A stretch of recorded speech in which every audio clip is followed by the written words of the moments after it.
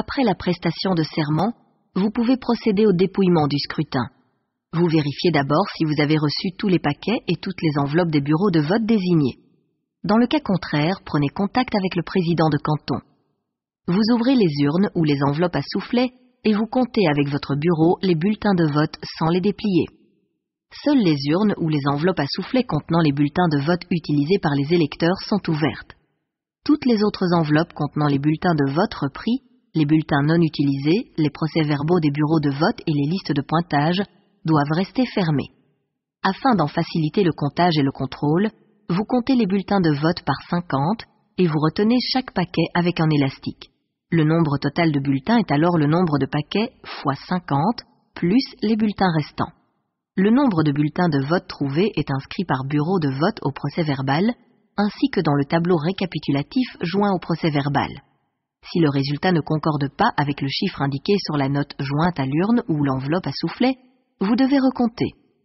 Si vous trouvez des bulletins de vote servant à une autre élection que celle pour laquelle votre bureau de dépouillement est constitué, vous les placez dans l'enveloppe prévue à cet effet, que vous scellez et que vous remettez immédiatement au bureau de dépouillement qui aurait dû les recevoir. Après ce premier comptage, vous passez au mélange des bulletins de vote. Avec l'un des membres de votre bureau de dépouillement, vous déposez les bulletins de vote pliés dans différents bureaux de vote sur une seule pile et vous les mélangez bien. Le comptage des voix proprement dit peut ensuite commencer. Tous les bulletins de vote sont dépliés et classés en 3 catégories. Les bulletins valables, les bulletins suspects, les bulletins blancs ou nuls. Les bulletins de vote sont valables quand l'électeur a émis un vote pour une liste donnée, soit dans la case en tête de celle-ci, soit à côté du nom d'un ou plusieurs candidats de cette première liste, soit dans la case en tête de celle-ci et à côté du nom d'un ou plusieurs candidats. Pour chaque liste, vous réalisez une pile séparée avec les suffrages valables. Une pile séparée est constituée des bulletins de vote suspects. Il s'agit de bulletins au sujet desquels le bureau ne peut décider immédiatement s'ils sont valables ou non, ou de bulletins ayant fait l'objet de réclamations. Une dernière pile est réservée aux bulletins blancs ou nuls. Les bulletins blancs sont des bulletins qui ne contiennent l'expression d'aucun suffrage.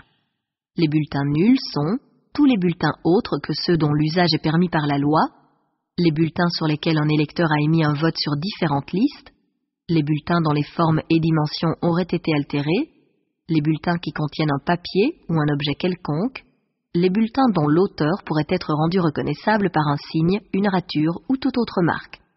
Un bulletin portant la marque du vote imparfaitement tracé ne peut être considéré comme nul, à moins qu'il ne soit manifeste que l'électeur ait voulu se faire reconnaître. Les marques intentionnelles ou non, telles que taches, déchirures, coups d'ongles, plis irréguliers, traits au crayon en dehors des cases pour le vote, etc., entraînent l'annulation du bulletin dès qu'elles sont de nature à rendre l'auteur du bulletin reconnaissable, peu importe l'intention frauduleuse. Les défectuosités légères provenant manifestement de l'impression du bulletin ou du découpage du papier ne peuvent motiver l'annulation. Une fois que vous avez trié les voix, vous avez donc les piles suivantes. Une pile par liste avec les bulletins valables, une pile avec les bulletins suspects, une pile avec les bulletins blancs ou nuls. Ce premier classement étant terminé, vous pouvez passer au deuxième classement des bulletins de vote. À cette fin, pour chaque liste, les bulletins de vote valables sont à nouveau répartis en 4 sous-catégories. Les bulletins exclusivement marqués en tête de liste, les bulletins marqués uniquement en faveur d'un ou de plusieurs candidats titulaires ou en tête de liste et en faveur d'un ou plusieurs candidats titulaires, les bulletins marqués uniquement en faveur d'un ou plusieurs candidats titulaires et également en faveur d'un ou plusieurs candidats suppléants ou marqués en tête de liste et en faveur d'un ou plusieurs candidats titulaires et candidats suppléants, les bulletins marqués uniquement en faveur d'un ou plusieurs candidats suppléants ou en tête de liste et en faveur d'un ou plusieurs candidats suppléants. Utilisez abondamment les tableaux mis à votre disposition afin d'éviter que vous ne mélangiez les bulletins de vote. Utilisez si possible un tableau par liste. Ce nouveau classement terminé, les membres du bureau et les témoins examinent les bulletins de vote sans déranger le classement. Le bureau prend ensuite une décision concernant les bulletins suspects et contestés. Ceux-ci sont classés, d'après la décision du bureau, dans la catégorie des bulletins valables ou nuls. Ils sont paraphés et portent la mention « validé » ou « annulé ». Après cette deuxième classification, vous pouvez procéder au comptage proprement dit des bulletins de vote et des suffrages émis. Vous comptez d'abord les bulletins blancs ou nuls. La différence entre le nombre de bulletins de vote trouvés dans les urnes ou les enveloppes à soufflet et le nombre de bulletins blancs et nuls donne le nombre de votes valables. Les 4 catégories de bulletins de vote de la première liste sont comptées. On procède de la même manière pour les listes suivantes.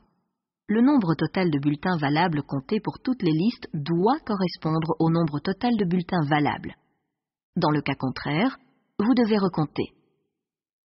Les votes nominatifs de la première liste sont comptés par 2 assesseurs. La même chose est ensuite répétée pour les listes suivantes par des groupes de 2 assesseurs. Tous les chiffres sont repris au procès-verbal.